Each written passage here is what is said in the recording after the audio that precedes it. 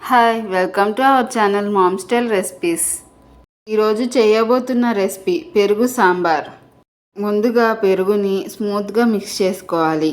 ఈ విధంగా స్మూత్గా అయ్యాక అందులో రుచికి సరిపడా సాల్ట్, 2 టేబుల్ స్పూన్స్ కారం, 1 టీ స్పూన్ పసుపు, హాఫ్ టీ స్పూన్ ఇంగువ, పచ్చిమిర్చి, ఉల్లిపాయ ముక్కలు వేసి బాగా కలిసేలా మిక్స్ చేసుకోవాలి.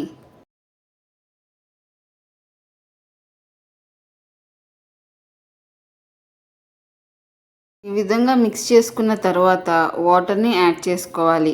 వాటర్ని మీకు కావాల్సిన కన్సిస్టెన్సీకి తగ్గట్టు యాడ్ చేసుకోవాలి. చిక్కగా కావాలి అనుకునేవారు కొంచెం తక్కువ వాటర్ని యాడ్ చేసుకోవాలి.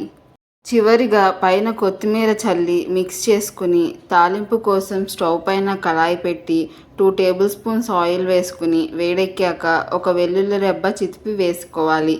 ఒక ఎండుమిర్చి, తాలింపు దినుసులు, జీలకర్ర, కరివేపాకు వేసి ఎర్రగా వేగిన తర్వాత తీసి పెరుగు సాంబార్లో వేసుకోవాలి.